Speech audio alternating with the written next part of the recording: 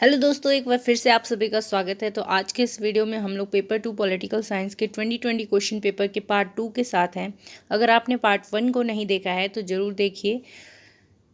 Part 2 की इस video में हम लोग 25 क्वेश्चंस को करेंगे। पार्ट 1 में भी 25 क्वेश्चंस को किया गया था with explanation and extra facts. तो ज़रूर वीडियो को देखिए और अपने दोस्तों में शेयर कीजिए। तो बढ़ते हैं आज के फर्स्ट क्वेश्चन की ओर। पहला क्वेश्चन है आप लोगों के सामने। Given below are the statements about the difference between passive resistance and satyagraha, which ones are true. Option A है passive resistance is weapon of the weaker sections, satyagraha never desires to terrorise the opponent. Passive resistance is negative in practice whereas satyagraha is positive morality. Option C है passive resistance is equivalent to satyagraha. Option D है passive resistance is not afraid of the physical strength while Satyagraha is afraid of physical strength. तो आपको इसमें से बताना है कि कौन सा ट्रू है। तो जल्दी से अपने ऑप्शंस को सिलेक्ट कीजिए और लाइव चैट में आंसर कीजिए। तो अभी हम बढ़ते हैं हिंदी के प्रश्न की ओर। अगर आपने अभी तक सिलेक्ट नहीं किया है तो आप पॉज करके कर सकते हैं। हिंदी में आपके सामने प्रश्न ये रहा। नीचे निष्क्रिय प्रतिरोध और सत्याग्रह के मध्य के अंतर के बारे में कथन दिए गए हैं। इनमें से कौन से कथन सही हैं। ऑप्शन ए है निष्क्रिय प्रतिरोध कमजोर वर्गों का हथियार है। सत्याग्रह कभी भी विरोधी को आतंकित नहीं करना चाहता है। ऑप्शन बी है निष्क्रिय प्रतिरोध व्यवहार में नकारात्मक है जबकि सत्याग्रह सकारात्मक नैतिकता है। ऑप्शन सी है निष्क्रिय प्रतिरोध सत्याग्रह के समान है। और ऑप्शन डी है निष्क्रिय प्रतिरोध को शारीरिक बल से भय नहीं होता है जबकि सत्याग्रह को शारीरिक बल से भय होता है। तो इनमें से कौन से ऑप्शंस सही हैं, जल्दी से इसका आंसर कीजिए।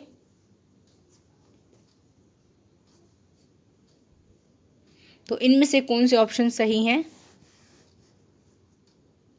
निष्क्रिय प्रतिरोध कमजोर वर्गों का हथियार है। सत्याग्रह कभी भी विरोधी को आतंकित नहीं करना चाहता है। तो ये बिल्कुल सही कथन है। ऑप्शन बी है निष्क्रिय प्रतिरोध व्यवहार में नकारात्मक है जबकि सत्याग्रह सकारात्मक नैतिकता है। तो ये भी सही है। तो ए और बी ऑप्शन बिल्कुल करेक्ट आंसर हो जाएंगे। राइट आंसर क्या होगा इसके लिए? Option number 1।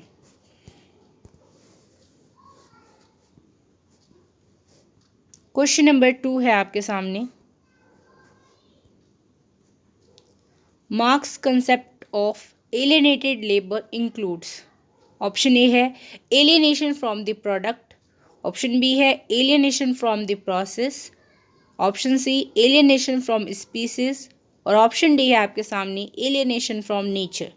तो क्या है इसके लिए राइट आंसर? जल्दी से आंसर्स को सिलेक्ट कीजिए और लिखिए।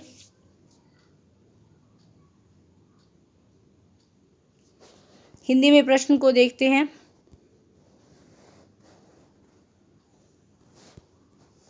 मार्क्स के विसंबंधित श्रम की संकल्पना में सम्मिलित है।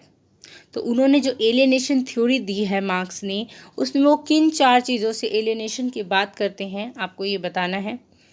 और ऑप्शन ए है उत्पाद से विसंबंधन। ऑप्शन बी है प्रक्रिया से विसंबंधन। ऑप्शन सी है प्रजातियों से विसंबंधन। और ऑप्शन डी है प्रकृति से विसंबंधन। तो इनमें से क्या है राइट आंसर? जल्दी से लिखिए। तो क्या होगा इसके लिए राइट आंसर?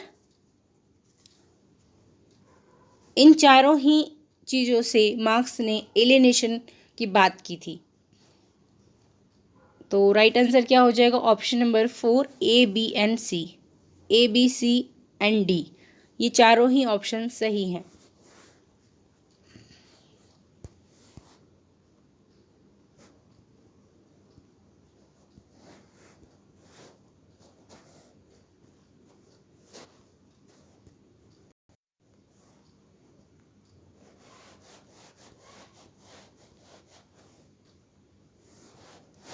मार्क्स की एक इम्पॉर्टेंट बुक है जिसमें ये बात करते हैं एलियनेशन की। वो कौन सी बुक है? The economic and philosophical manuscript of 1844। The economical and philosophical manuscript of 1844। इसमें वो एलिनेशन थ्योरी की बात करते हैं और ये बुक पब्लिश होती है 1932 में, और इसे हम लोग और किस नाम से जानते हैं, Paris manuscript.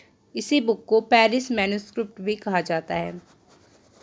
Economical and philosophical manuscript of 1844 को और क्या कहा जाता है, पेरिस मैन्युस्क्रिप्ट। ठीक है, तो नेक्स्ट क्वेश्चन की ओर बढ़ते हैं। क्वेश्चन नंबर 3 है आपके सामने। According to Aristotle which of the following statements are correct. Option A है polis should be large enough to guarantee self sufficiency and small enough to ensure good government. Option B है the polis was natural and prior to the individual not chronologically but teleologically. Option C है polis is the highest and most comprehensive of human association. Option D है polis is man writ large. तो इनमें से कौन से correct option है, जल्दी से सिलेक्ट कीजिए। तो हिंदी में प्रश्न है आपके सामने, अरस्तु के अनुसार कौन सा अभिकथन सही है। पोलिस को इतना बृहत होना चाहिए कि आत्मनिर्भरता सुनिश्चित हो सके और इतना सूक्ष्म होना चाहिए कि सुशासन सुनिश्चित हो सके। ऑप्शन बी है पोलिस प्राकृतिक था और व्यक्ति से पूर्व रूप से था, काल कर्मानुसार नहीं अपितु उद्देश्यपरक रूप से। तो एरिस्टोटल क्या कहते हैं कि जो पोलिस है वे व्यक्ति से पूर्व था, काल कर्मानुसार नहीं। अगर हम समय के अकॉर्डिंग देखें तो वो जो पोलिस है वो व्यक्ति से पूर्व नहीं है, लेकिन अगर हम उद्देश्यपरक रूप से देखें तो जो पोलिस है वो व्यक्ति से पहले था। काल कर्मानुसार व्यक्ति पहले है पोलिस से, नगर राज्य से पहले है व्यक्ति, अगर हम काल कर्मानुसार देखें। लेकिन अगर हम टीलियोलॉजिकली उद्देश्यपरक रूप से देखें तो पहले पोलिस है। ऑप्शन सी है पोलिस मानव संघों का उच्चतम और सर्वाधिक व्यापक रूप है, और ऑप्शन डी है पोलिस मानव का बृहत्तमय है। तो इनमें से कौन से अभिकथन सही है? आपके ऑप्शन ये रहे, तो जल्दी से सिलेक्ट कीजिए और आंसर कीजिए लाइव चैट में। अगर आप लोग टेलीग्राम से और फेसबुक ग्रुप से नहीं जुड़े हैं तो क्लास के बाद लिंक आपको प्रोवाइड कर दी जाएगी कमेंट बॉक्स में, वहाँ से आप लोग टेलीग्राम लिंक से ज्वाइन कर सकते हैं, वहाँ पर आपको पीडीएफ मिल जाएगी। तो क्या है इसके लिए राइट आंसर? ऑप्शन नंबर 4 केवल ए, बी एंड सी ये तीनों कथन सही हैं कि पुलिस को इतना बृहत होना चाहिए कि आत्मनिर्भरता सुनिश्चित की जा सके और इतना सूक्ष्म होना चाहिए कि सुशासन निश्चित हो सके। पुलिस प्राकृतिक था और व्यक्ति से पूर्व था, काल कर्मानुसार नहीं अपितु उद्देश्यपरक रूप से। पुलिस मानव संघों का उच्चतम और सर्वाधिक व्यापक रूप है। तो ये तीनों ही कथन सही हैं। तो राइट ऑप्शन क्या होगा? Option number 4। क्वेश्चन नंबर 4 है आपके सामने। Which of the following statements are true about the authoritarian and totalitarianism? Authoritarian और totalitarianism के बारे में कौन से statements true हैं? ऑप्शन ए है in authoritarian regime government is not constitutionally responsible to the public. Option B है authoritarian regimes may be institutionalized and legitimate। Option C है totalitarian regime seek to control and transform all aspects of the state, society and economy। Option D है totalitarian regimes do not have a strong ideological goal and do not use violence as a tool for remaking institutions। तो कौन से statements यहाँ पर true है authoritarianism और totalitarianism के बारे में? तो राइट आंसर लिखिए, क्या होगा इसके लिए? तो हिंदी में आपके सामने प्रश्न आता है, निम्नलिखित में से कौन निरंकुशतावाद और सर्वसत्तावाद के संबंध में सही है? ऑप्शन ए है निरंकुश शासन व्यवस्था में सरकार संवैधानिक रूप से जनता के प्रति उत्तरदायी नहीं होती है। ऑप्शन बी है निरंकुश शासन व्यवस्थाएं संस्थानीकृत और वैध हो सकती हैं। ऑप्शन सी है सर्वसत्तावादी शासन व्यवस्थाएं राज्य, समाज और अर्थव्यवस्था के सभी पक्षों को नियंत्रित करने और परिवर्तन करने का प्रयास करती है। और ऑप्शन डी है आपके सामने सर्वसत्तावादी शासन व्यवस्थाओं का कोई सशक्त विचारधारात्मक लक्ष्य नहीं होता है और वे संस्थाओं को पुनर्निर्मित करने हेतु हिंसा को एक अस्त्र के रूप में प्रयोग नहीं करती हैं। तो क्या है इसके लिए राइट ऑप्शंस, सिलेक्ट कीजिए अपना।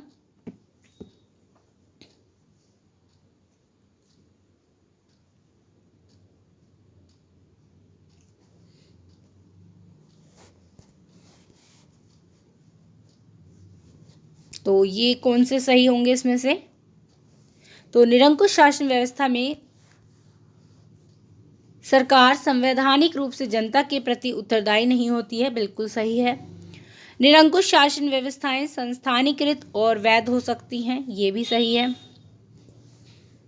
सर्वसत्तावादी शासन व्यवस्थाएं राज्य, समाज और अर्थव्यवस्था के सभी पक्षों को नियंत्रित करने और परिवर्तन करने का प्रयास करती है, ये भी सही है।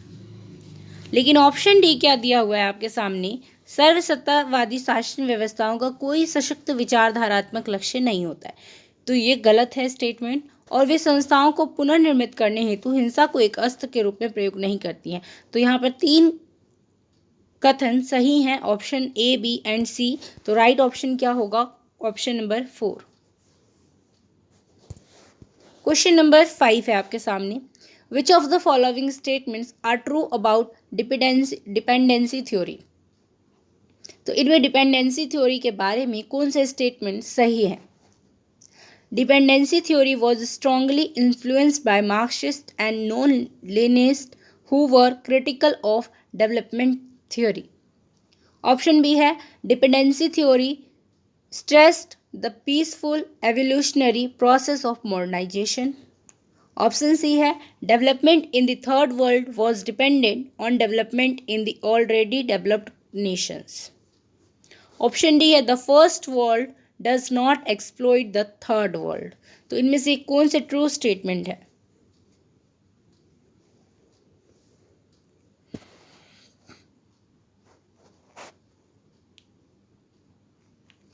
हिंदी में है प्रश्न आपके सामने, पराश्रिता सिद्धांत के बारे में निम्न में से कौन से कथन सत्य हैं? तो आपको बताना है पराश्रिता या निर्भरता सिद्धांत के बारे में कौन से कथन सही हैं। पराश्रिता सिद्धांत पर उन मार्क्सवादियों और गैर लेनिनवादियों का बहुत प्रभाव पड़ा जो विकास सिद्धांत के आलोचक थे। ऑप्शन बी है पराश्रिता सिद्धांत आधुनिकीकरण के शांतिपूर्ण क्रमिक विकास प्रक्रिया पर बल देता है। ऑप्शन सी है तीसरी दुनिया का विकास पहले से विकसित देशों के विकास पर निर्भर करता था। और ऑप्शन डी है पहली दुनिया तीसरी दुनिया का शोषण नहीं करती थी। तो इसमें से क्या कथन सही है? कौन से कथन सही हैं? तो पराश्रिता सिद्धांत पर उन मार्क्सवादियों और गैर लेनिनवादियों का बहुत प्रभाव पड़ा जो विकास सिद्धांत के आलोचक थे। तो ये सही है। पराश्रिता सिद्धांत आधुनिकीकरण के शांतिपूर्ण क्रमिक विकास प्रक्रिया पर बल देता है। तो ये गलत। तीसरी दुनिया का विकास पहले से विकसित देशों के विकास पर निर्भर करता है। तो ये सही है। और ऑप्शन डी क्या दिया हुआ है, पहली दुनिया तीसरी दुनिया का शोषण नहीं करती है। तो ये गलत स्टेटमेंट है। तो option A and C correct statement है। तो राइट आंसर क्या होगा? Option number 3। ठीक है। निर्भरता सिद्धांत क्या कहता है? निर्भरता सिद्धांत अंतर्राष्ट्रीय राजनीति का एक सिद्धांत है जो ये कहता है कि जो संसाधन हैं, जो रिसोर्सेज हैं, वो निर्धन और अल्प विकसित देशों से, निर्धन और अल्प विकसित देशों को इन्होंने क्या कहा है? पेरिफेरी, यानी परिधि के राष्ट्र। तो जो संसाधन है वो निर्धन और अल्प विकसित देशों से कहाँ जाते हैं? कोर देशों की तरफ, यानी केंद्र के देशों की तरफ। और केंद्र के देश कौन से हैं? धनी या विकसित देश, इन्हें क्या कहा गया है? केंद्र के देश, कोर के देश, कोर। तो जो संसाधन है वो निर्धन और अल्प विकसित देशों से धनी देशों की ओर प्रवाहित होते हैं। ठीक है, तो ये ध्यान में रखिएगा।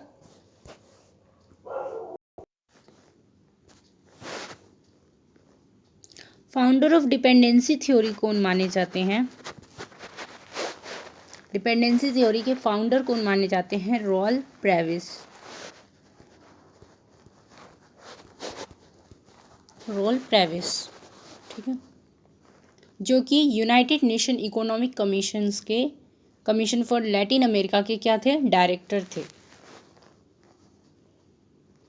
अच्छा, तो अब डिपेंडेंसी थ्योरी से जुड़े हुए कौन कौन से थिंकर्स हैं?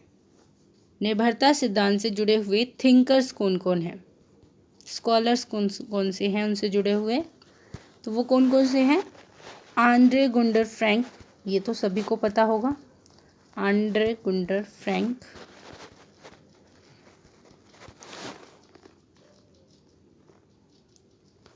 दोस सेंटोस,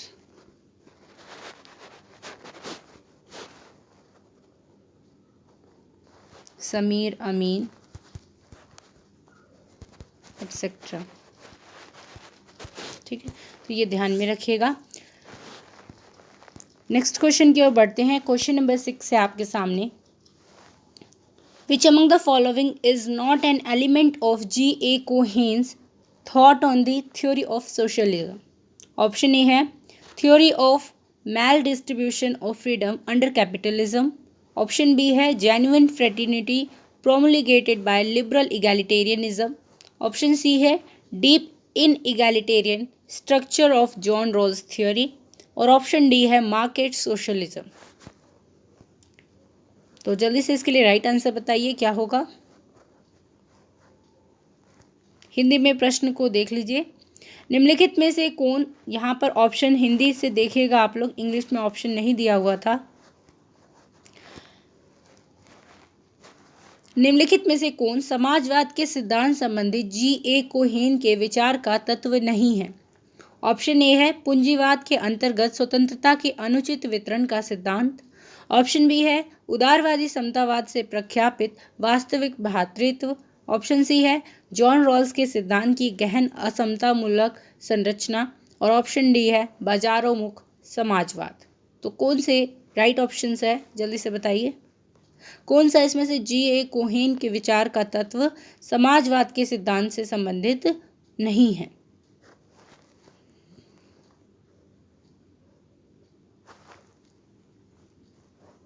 ऑप्शंस को जल्दी से देख लीजिए। इंग्लिश में आप लोग फिर से देख सकते हैं।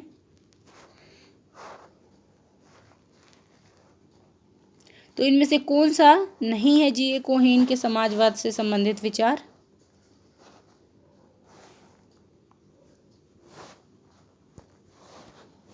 पूंजीवाद के अंतर्गत स्वतंत्रता के अनुचित वितरण का सिद्धांत और जॉन रॉल्स के सिद्धांत की गहन असमतामूलक संरचना, ये दोनों नहीं है। ए और सी नहीं है, तो राइट ऑप्शन क्या होगा? Option number 2।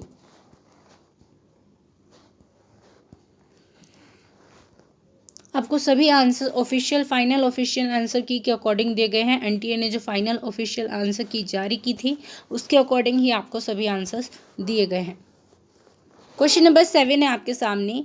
In which one of the following countries consociationalism as a power sharing mechanism is not practice? आपके ऑप्शंस है जर्मनी, नीदरलैंड, स्विट्जरलैंड या बेल्जियम। तो क्या है इसके लिए राइट आंसर? जल्दी से आंसर कीजिए कि इनमें से किस कंट्री में consociationalism as a power sharing mechanism is not practice?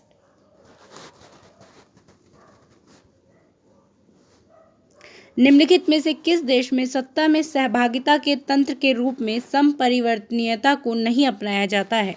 Germany, Netherland, Switzerland या फिर बेल्जियम। क्या होगा इसके लिए राइट आंसर? जल्दी से लिखिए। तो जर्मनी में समपरिवर्तनीयता को नहीं अपनाया जाता है। तो बात करते हैं किन किन देशों ने कॉन्सोशिएशनलिज्म यानी समपरिवर्तनीयता को सहभागिता के तंत्र के रूप में अपना रखा है। तो वो कौन से देश है? जर्मनी तो नहीं है, तो राइट ऑप्शन इसके लिए क्या है? जर्मनी, क्योंकि यहाँ आपसे पूछा गया किसने नहीं अपनाया है, तो जर्मनी ने नहीं अपनाया है, यानी नीदरलैंड ने अपना रखा है, बेल्जियम ने अपना रखा है और स्विट्जरलैंड ने अपना रखा है। अब इसके अलावा कौन से देश हैं जिन्होंने अपना रखा है? तो वो है Austria, Czechoslovakia, Bharat,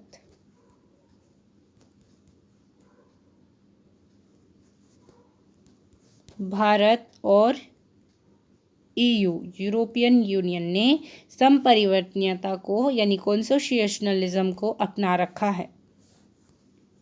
question number 8 है, who among the following is not अ की फिगर ऑफ कंजर्वेटिज्म?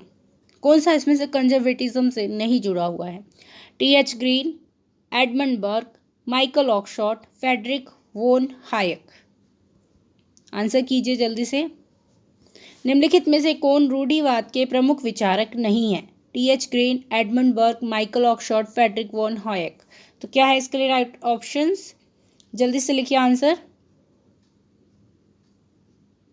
तो कौन है? टी.एच. ग्रीन। टी.एच. ग्रीन एक आदर्शवादी विचारक है, वो रूढ़िवादी विचारक नहीं है, आइडियलिस्टिक हैं ये, आदर्शवादी। तो रूढ़िवाद के प्रमुख विचारक कौन कौन है? एडमंड बर्क है, माइकल ऑक्सफोर्ड है, फ्रेडरिक वोन हायक है। ठीक है, नेक्स्ट क्वेश्चन है आपके सामने, question number 9, which among the following is not a principle of jus ad bellum? Jus ad bellum का कौन सा प्रिंसिपल नहीं है? जस्ट एंड बेलम का मीनिंग क्या है? Just resource to war. कौन से वो रीजन है जिससे कोई कंट्री वॉर में जा सकती है और वो जस्ट कहा जाएगा? तो क्या होगा? Option 1 just cause, option 2 legitimate authority, option C proportionality और ऑप्शन डी है यानी 4 है ह्यूमैनिटी। तो इनमें से कौन सा है जो जस्ट एंड बेलम का प्रिंसिपल नहीं है? ये आपसे पूछा है, इज नॉट अ प्रिंसिपल। तो क्या होगा इसके लिए right answer? Option number 4। Option number 4 जो है ह्यूमैनिटी, वो जस्ट एंड बेलम का प्रिंसिपल नहीं है। Just cause, proportionality, legitimate authority ये हैं।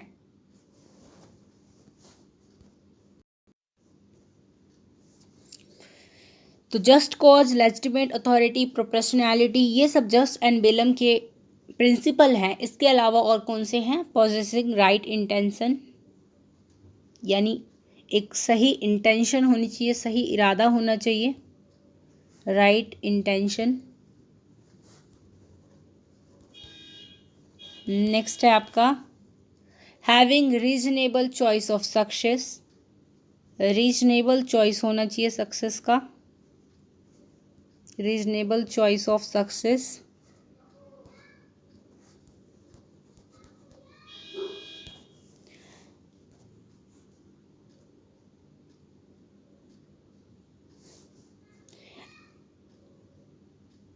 ठीक है, तो ये सभी क्या हैं? जस्ट एंड बेलम के प्रिंसिपल है। तो जस्ट एंड बेलम क्या है? जस्ट एंड बेलम एक सिद्धांत है वॉर से जुड़ा हुआ, जो ये निश्चित करता है कि कोई जो कंट्री है अगर वो वॉर में जा रही है तो किन स्थितियों में वो वॉर में जाए, युद्ध में जाए और हिंसा का प्रयोग करे, ताकि वो एक जस्ट वॉर हो, न्याय संगत युद्ध हो। वो कौन से सिद्धांत हैं जिसके अकॉर्डिंग कोई कंट्री अगर युद्ध और हिंसा का प्रयोग कर रही है तो वो न्याय संगत है? ये जस्ट एंड बेलम का प्रिंसिपल है। क्वेश्चन नंबर 10 है आपके सामने, which of the following is the executive bureaucratic arm of the European union? तो यूरोपियन यूनियन का एग्जीक्यूटिव और ब्यूरोक्रेटिक आर्म कौन सा है इनमें से? The European council, the European commission, the council, the European parliament. तो क्या होगा इसके लिए राइट आंसर? निम्नलिखित में से यूरोपीय संघ की कार्यकारी नौकरशाही भुजा कौन सी है? यूरोपीय परिषद है, यूरोपीय आयोग है, परिषद है या फिर यूरोपीय संसद है? तो क्या होगा इसके लिए right answer? Option number B यूरोपीय आयोग, यानी यूरोपीय commission.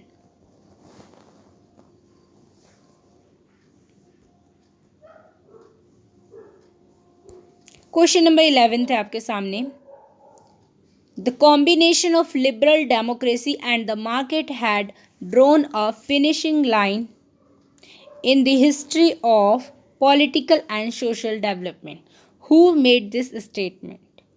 Samuel P Huntington, Benjamin barber, Francis Fukuyama या फिर अलेक्जेंडर बेंट। तो किसने ये स्टेटमेंट कही है कि the combination of liberal democracy and the market had drawn a finishing line in history of political and social development. तो हिंदी में प्रश्न को देखिए आप लोग। उदार लोकतंत्र और बाजार के योग ने राजनीतिक और सामाजिक विकास के इतिहास में समापन रेखा खींच दी है। यह कथन किसका है? Samuel P Huntington, Benjamin barber, Francis Fukuyama या फिर अलेक्जेंडर बेंट। तो किसने ये कथन कहा है? तो ये किसने कहा है? फ्रांसिस फुकुयामा ने।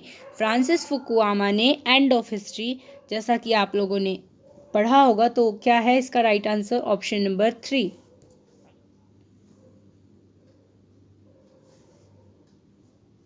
फ्रांसिस फुकुयामा की पुस्तक का नाम है द एंड ऑफ हिस्ट्री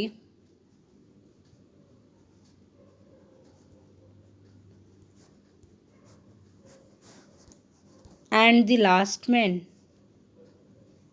और इसका पब्लिशिंग ईयर क्या है? 1992 में ये बुक पब्लिश होती है। The end of history and the last man किसकी पुस्तक है? फ्रांसिस फुकुयामा की। और ये पब्लिश कब होती है? 1992 में। तो ये आप लोग ध्यान में रखेंगे। नेक्स्ट क्वेश्चन की ओर बढ़ते हैं। क्वेश्चन नंबर 12 है आपके सामने। Who among the following reformulated हंस मॉर्गेनथाउ 6 principle of political realism from a feminist perspective. तो जो हंस मॉर्गेनथाउ ने 6 प्रिंसिपल ऑफ पॉलिटिकल लिबरलिज्म दिए थे, उसको फेमिनिस्ट पर्सपेक्टिव से कौन फॉर्मुलेट करती हैं? रीफॉर्मुलेट उसे कौन करती हैं? जूडिथ बटलर करती हैं, जे.एन. टिकनर करती हैं, हेलेन एम किन्सेला करती हैं या फिर बेटी फ्रीडन करती हैं। तो जल्दी से इसके लिए राइट ऑप्शन क्या होगा बताइए। हिंदी में देख लीजिए। निम्नलिखित में से किसने नारीवादी दृष्टिकोण से हंस मॉर्गेनथाउ के 6 प्रिंसिपल ऑफ पॉलिटिकल रियलिज्म का पुनर्निरूपण किया था? जूडिथ बटलर ने, जे.एन. टिकनर ने, हेलेन एम किन्सेला ने या फिर बेटी फ्रीडन ने। तो क्या होगा इसके लिए राइट आंसर? तो किसने किया था? जे.एन. टिकनर ने नारीवादी दृष्टिकोण से मॉर्गेनथाउ के 6 प्रिंसिपल ऑफ पॉलिटिकल रियलिज्म को पुनर्निरूपण किया था।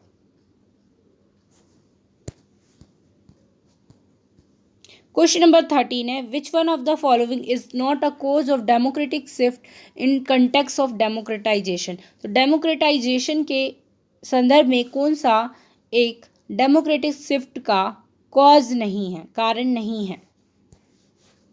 Crisis of import substitution. Option 2 है loss of popularity and legitimacy by military regimes. Option C है social change and option D है मीडिया। तो इनमें से कौन सा नहीं है? जल्दी से बताइए। हिंदी में प्रश्न को देख लीजिए। लोकतंत्रीकरण के संदर्भ में निम्न में से कौन सा लोकतांत्रिक विवर्तन का कारण नहीं है, डेमोक्रेटिक शिफ्ट का कारण नहीं है? आयात प्रतिस्थापन का संकट, सैन्य शासन व्यवस्थाओं द्वारा अपनी लोकप्रियता एवं वैधता का खोना। ऑप्शन 3 है सामाजिक परिवर्तन और ऑप्शन 4 है जनमाध्यम। तो कौन सा इनमें से डेमोक्रेटिक शिफ्ट का, लोकतांत्रिक विवर्तन का कारण नहीं है? तो कौन सा नहीं है? जनमाध्यम। ऑप्शन नंबर 4 बिल्कुल करेक्ट आंसर है, मीडिया। क्वेश्चन नंबर 14 है आपके सामने। Who among the following is often portrayed as the father of cultural nationalism. तो कल्चरल नेशनलिज्म के फादर कौन है? Giuseppe Mazzini, Charles Maurras, Frantz Fanon या फिर जॉन गॉटफ्राइड हर्डर।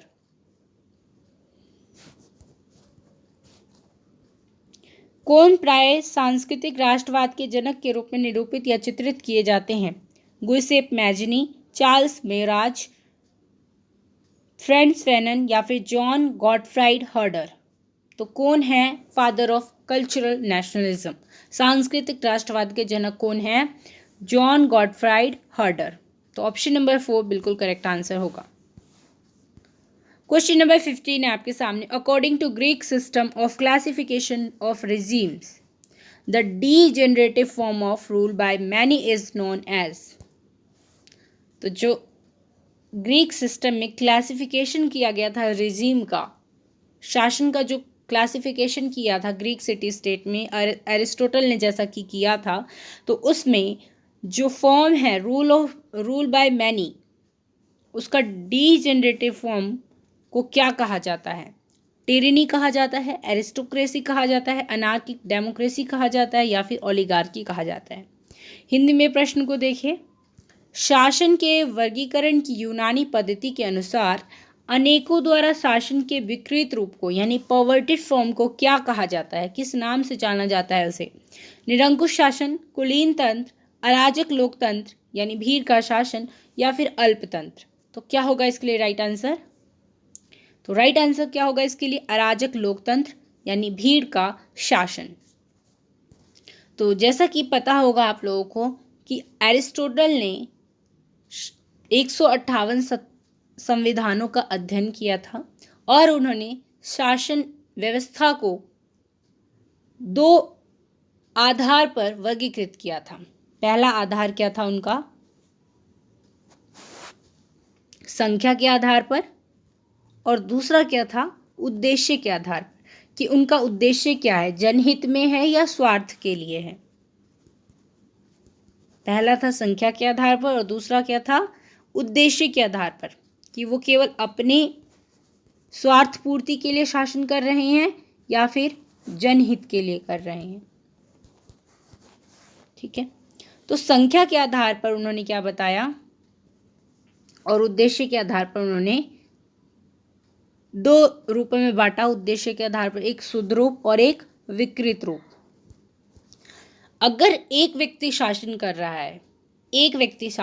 रहा है तो उसका शुद्ध रूप क्या होगा? राजतंत्र यानी मोनार्की।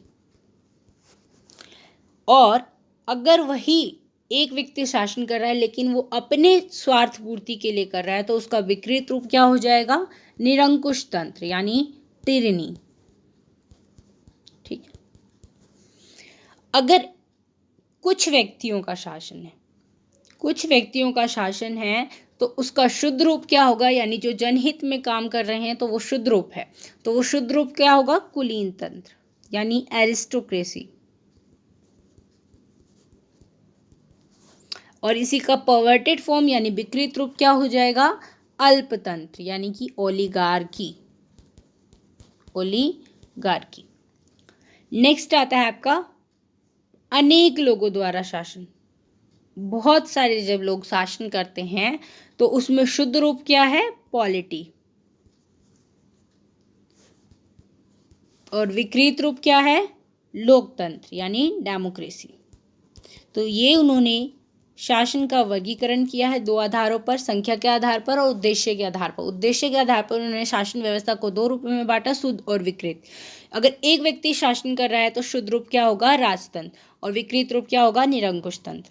अगर कुछ लोग शासन कर रहे हैं तो शुद्ध रूप होगा कुलीन तंत्र, विकृत रूप होगा अल्पतंत्र। और अगर अनेक लोग शासन कर रहे हैं तो शुद्ध रूप होगा पॉलिटी और विकृत रूप होगा आपका लोकतंत्र। तो आप ये याद रखेंगे। तो इसका राइट आंसर क्या हो जाएगा? क्योंकि यहाँ पर बहुत सारे लोग शासन कर रहे हैं तो उसका विकृत रूप क्या होगा? डेमोक्रेसी यानी कि भीड़ का शासन, अराजक लोकतंत्र। Option number C, anarchic democracy. I hope आप लोगों को वीडियो पसंद आ रही होगी और आपके लिए हेल्पफुल होगी। तो जरूर फीडबैक अपना शेयर कीजिएगा लास्ट में। क्वेश्चन नंबर 16 है आपके सामने। विच one of the following is not a theory और मॉडल ऑफ रिप्रेजेंटेशन? तो इनमें से कौन सा रिप्रेजेंटेशन का थ्योरी नहीं है? ट्रस्टीशिप, डेलीगेशन, द मैंडेट या फिर कंसेंसस। निम्न में से कौन सा प्रतिनिधित्व का सिद्धांत अथवा प्रतिरूप नहीं है? न्यासिता, प्रगतिकरण, जनादेश या फिर सर्वसम्मति। तो कौन सा नहीं है? ऑप्शन नंबर डी, सर्वसम्मति यानी कि कंसेंसस नहीं है, कंसेंसस नहीं है। क्वेश्चन नंबर 17 है आपके सामने। Who among the following has presented the incremental model of public policy? Incremental model of public policy इनमें से किसने दिया है? हेनरी फ्योल ने दिया है, चार्ल्स ई लिंडब्लॉम ने दिया है, फेड डब्ल्यू रिक्स ने दिया है, या फिर डेविड ईस्टन ने दिया है? तो किसने दिया है?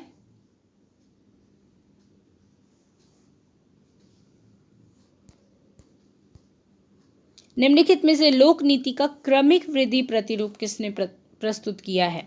हेनरी फ्योल ने, चार्ल्स ई लिंडब्लॉम ने, फेडरिक डब्ल्यू रिक्स ने, डेविड ईस्टन ने।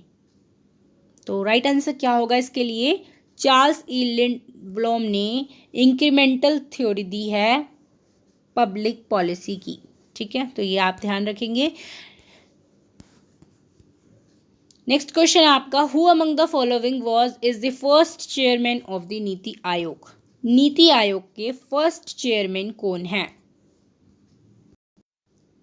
अमिताभ कांत है, अरविंद पनगढ़िया है, नरेंद्र मोदी है, या फिर मनमोहन सिंह है? तो इनमें से कौन नीति आयोग के फर्स्ट चेयरमैन है? निम्न में से कौन भारत में नीति आयोग का प्रथम अध्यक्ष था? अमिताभ कांत, अरविंद पनगढ़िया, नरेंद्र मोदी, या फिर मनमोहन सिंह? इजी क्वेश्चन है, आराम से कर सकते हैं, जल्दी से करिए। तो राइट आंसर क्या होगा? नरेंद्र मोदी। जैसा कि आप सभी लोगों को पता होगा कि नीति आयोग का अध्यक्ष कौन होता है? अध्यक्ष कौन होता है? प्रधानमंत्री।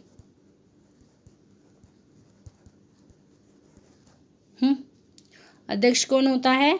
प्रधानमंत्री। और नरेंद्र मोदी इसके पहले हैं प्रथम अध्यक्ष, क्योंकि इसकी स्थापना कब हुई थी? 1 जनवरी 2015 को। योजना आयोग का नाम बदलकर क्या रख दिया गया? नीति आयोग, 1 जनवरी 2015 को। तो पहले अध्यक्ष कौन हुए? नरेंद्र मोदी। और अभी इसके वाइस चेयरमैन कौन है? जल्दी से आंसर कीजिए, कमेंट बॉक्स में लिखिए। वाइस चेयरमैन नीति आयोग के अभी कौन है? और ये बताइए कि जो नीति आयोग है वो कॉन्स्टिट्यूशनल बॉडी है या फिर स्टैट्यूटरी बॉडी है? क्या है वो एक संवैधानिक संस्था है या फिर एक वैधानिक संस्था है? क्या है? जल्दी से लिखिए आप लोग लाइव चैट में आंसर इसका कि वाइस चेयरमैन अभी नीति आयोग के कौन है? तो कौन है? राजीव कुमार। और जो नीति आयोग है वो ना तो कॉन्स्टिट्यूशनल बॉडी है और ना ही स्टैट्यूटरी बॉडी है, तो ये आप लोग ध्यान में रखेंगे। नीति आयोग के 2 मेन हब हैं, 2 मेन हब हैं। कौन कौन से हैं वो? एक तो है टीम इंडिया हब और दूसरा क्या है? Knowledge and innovation hub.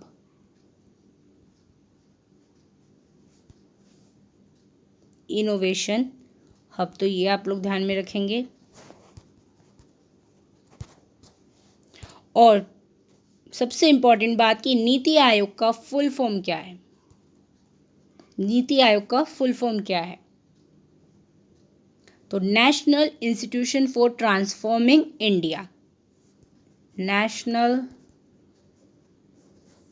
Institution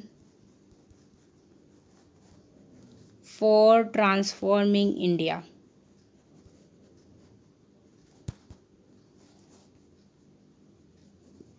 national institution for transforming India NITI Aayog का फुल फॉर्म है। 1 जनवरी 2015 को नीति आयोग का नाम रखा जाता है, योजना आयोग का नाम नीति आयोग रखा जाता है 1 जनवरी 2015 को। और नीति आयोग का हेडक्वार्टर कहाँ है? आपका हेडक्वार्टर कहाँ है? न्यू दिल्ली में। तो ये कुछ इंपॉर्टेंट फैक्ट्स हैं जो आपको याद रखने हैं नीति आयोग के बारे में। क्वेश्चन नंबर 19 है आपके सामने। Which of the following indicates the nature of planning in India contemporary times? तो जो इंडिया में अभी प्लानिंग है समकालीन समय में, कंटेम्प्रेरी टाइम्स में, उसका नेचर क्या है? एनुअल प्लानिंग है, सेंट्रलाइज प्लानिंग है, पर्सपेक्टिव प्लानिंग है, या फिर 5 ईयर प्लानिंग है? तो क्या होगा इसके लिए राइट आंसर। हिंदी में देखिए प्रश्न को। समकालीन समय में भारत में नियोजन के स्वरूप को निम्नलिखित में से कौन इंगित करता है? वार्षिक नियोजन, केंद्रीकृत नियोजन, परिप्रेक्ष्य नियोजन या फिर पंचवर्षीय योजना। तो क्या होगा इसके लिए राइट आंसर? परिप्रेक्ष्य योजना यानी पर्सपेक्टिव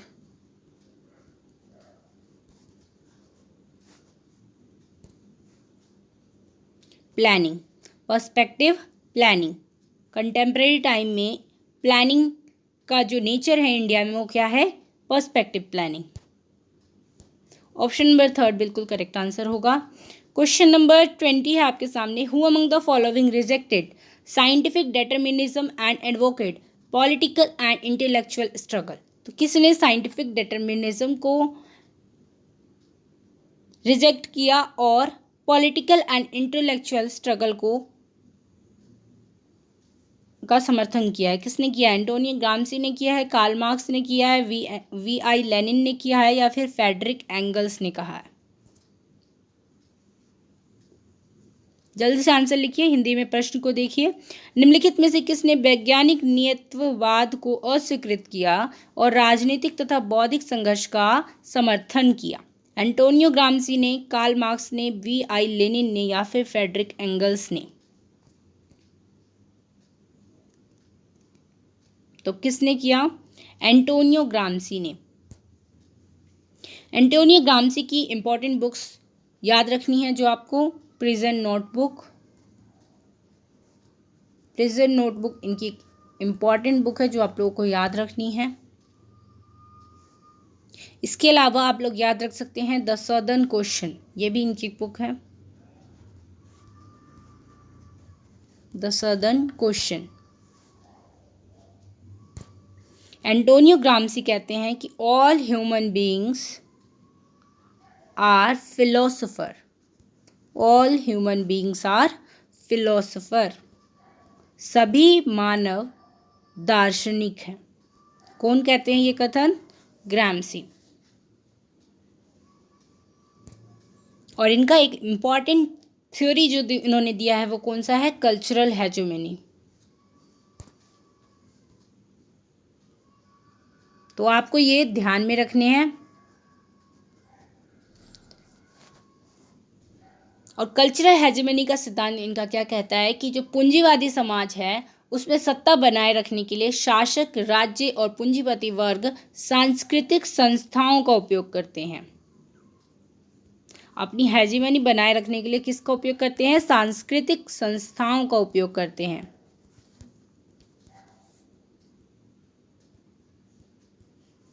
ठीक है।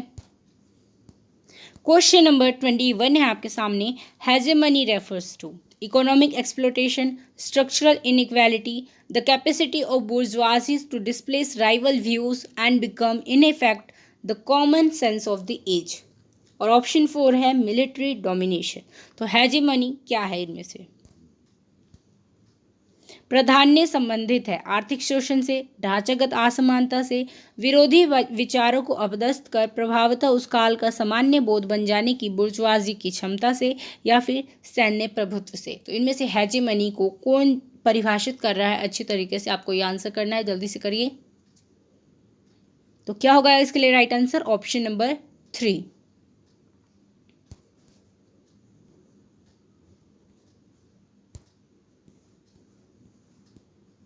क्वेश्चन नंबर 22 है आपके सामने। Which of the following statements are true with regards to Pandita Ramabai? She was a staunch supporter of Hindu philosophy. She was a pioneer in the field of education and emancipation of women in India. She was the writer of the high caste Hindu women. और सी was the anti Christianity. तो इनमें से कौन सा पंडिता रमाबाई के बारे में बिल्कुल सही है, आपको ये बताना है। तो जल्दी से आंसर कीजिए, क्या होगा इसके लिए राइट आंसर। निम्न में से कौन सा कथन पंडिता रमाबाई के संबंध में सत्य है? वह हिंदू दर्शन की कट्टर समर्थक थी। वे भारत में महिलाओं की शिक्षा और मुक्ति के क्षेत्र में अग्रणी थी। वह the high caste Hindu women की लेखिका थी या वह ईसाई धर्म विरोधी थी? तो क्या इसमें सही है? कौन से कथन इसमें सही हैं, आपको ये बताना है। तो जल्दी से आंसर कीजिए, क्या होगा इसके लिए राइट आंसर।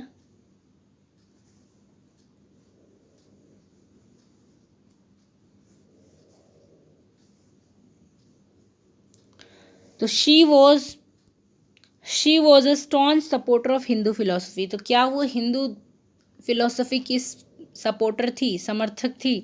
तो ये कथन गलत है। She was a Pioneer in the field of education and emancipation of women in India. तो बिल्कुल सही है, उन्होंने महिलाओं की शिक्षा और मुक्ति के लिए कार्य किए। तो ये कथन बिल्कुल सही है। She was the writer of the high caste Hindu women. तो ये भी बिल्कुल सही है, उन्होंने ये पुस्तक लिखी है। और कब लिखी है? 1887 में लिखी है। She was anti Christianity. क्या वो ईसाई धर्म की विरोधी थी? तो ये गलत है। तो ऑप्शन नंबर बी और सी बिल्कुल करेक्ट है। तो ऑप्शन नंबर 2 बिल्कुल करेक्ट आंसर हो जाएगा। बी एंड सी सही हैं, बाकी के दो ए और डी गलत है।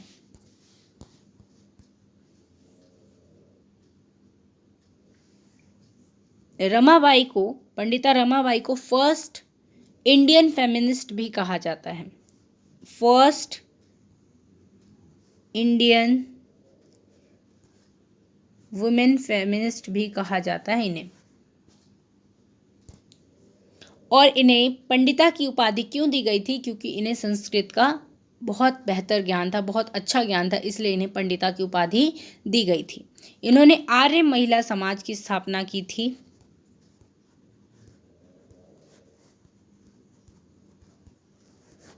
1881 में। तो आपको ये ध्यान में रखना है।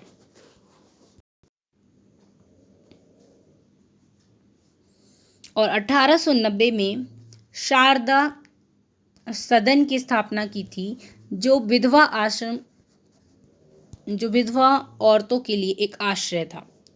कब स्थापना की थी शारदा सदन की? 1890 में। और उन्हें 1919 में केशरे हिंद की उपाधि दी गई थी। ठीक है, तो ये कुछ इंपॉर्टेंट फैक्ट्स हैं जो आप लोग याद रखेंगे।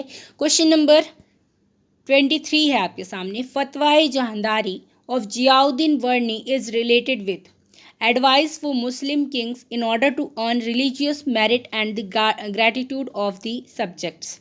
ऑप्शन बी है advices to all the kings. Option C है descriptions of the origin of state. और ऑप्शन डी है टेनेट्स ऑफ सेक्युलरिज्म। तो इनमें से कौन से करेक्ट स्टेटमेंट है फतवाए जहांदारी के बारे में? तो सबसे पहले तो आपको ये याद रखना है कि जियाउद्दीन बर्नी की बुक का नाम है फतवाए जहांदारी। इनमें से फतवाए जहांदारी के बारे में क्या सही है आपको ये बताना है। तो जल्दी से बताइए क्या होगा इसके लिए राइट आंसर। तो हिंदी में पढ़ लीजिए आप लोग। जियाउद्दीन बर्नी की फतवाए जहांदारी निम्नलिखित में से किससे संबंधित है?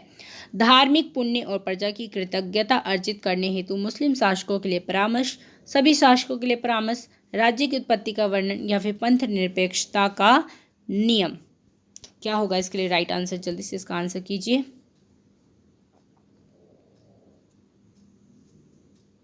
तो राइट आंसर इसके लिए क्या होगा?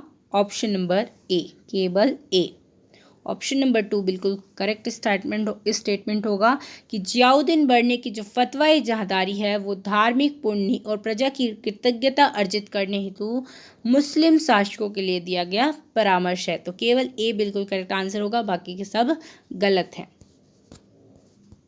क्वेश्चन नंबर 24 है आपके सामने। Jayaprakash Narayan formed which of the following parties. तो जयप्रकाश नारायण ने इनमें से कौन सी पार्टीज का गठन किया है?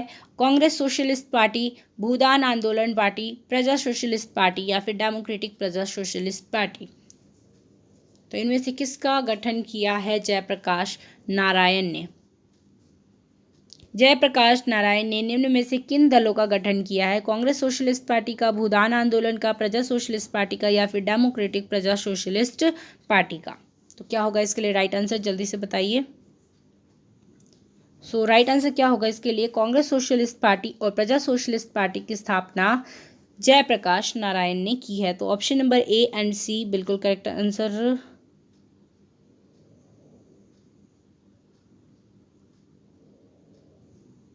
होंगे। तो कौन सा ऑप्शन हो जाएगा आपका correct? Option number 4, A and C बिल्कुल करेक्ट आंसर होगा। Congress Socialist Party and Praja Socialist Party की स्थापना किसने की है? जयप्रकाश नारायण ने। और इनसे और भी लोग जुड़े हुए हैं, लेकिन जयप्रकाश नारायण भी इन पार्टी के संस्थापकों में से एक है।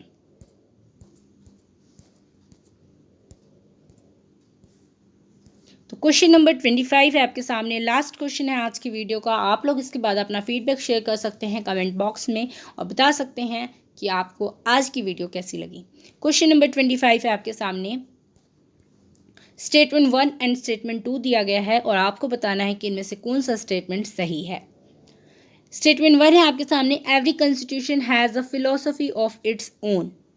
स्टेटमेंट 2 है, for the philosophy underlying Indian constitution we must look back into the historic objective resolution moved by Pandit Nehru. तो कौन से स्टेटमेंट सही है? क्या दोनों सही हैं? क्या दोनों गलत है? क्या केवल ए सही है? केवल एक सही है, दो गलत है, या दो सही है एक गलत है? क्या होगा इसके लिए राइट आंसर? जल्दी से लिखिए। हिंदी में देख लेते हैं तब तक। प्रत्येक संविधान का अपना दर्शन होता है, क्या ये स्टेटमेंट सही है? भारतीय संविधान में निहित दर्शन को समझने के लिए हमें पंडित नेहरू के ऐतिहासिक उद्देश्यपरक संकल्प पर ध्यान केंद्रित करना होगा, क्या ये स्टेटमेंट सही है? तो जल्दी से आप लोग अपना आंसर कीजिए।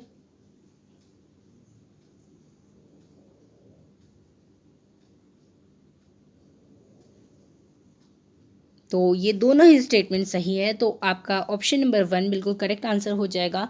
कि जैसा कि आप लोगों को पता होगा कि भारतीय प्रस्तावना में उद्देश्य सिद्धांत से प्रभावित है। जो नेहरू ने उद्देश्य संकल्प प्रस्तुत किया था 13 दिसंबर 1946 को, उसी से हमारी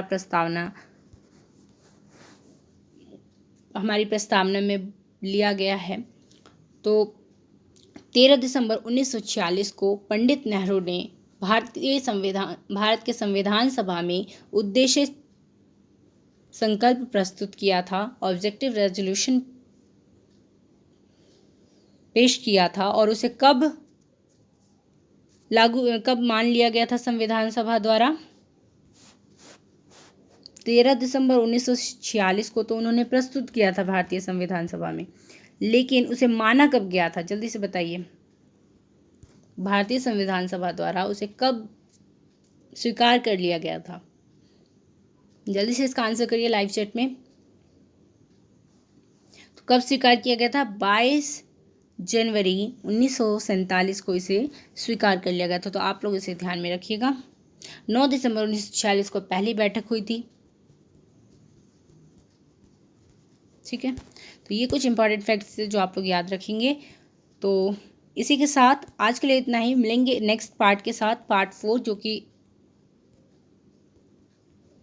पार्ट थर्ड के साथ मिलेंगे। आज ये पार्ट 2 था, पार्ट 3 के साथ मिलेंगे नेक्स्ट में, और उसके बाद पार्ट 4 आएगा।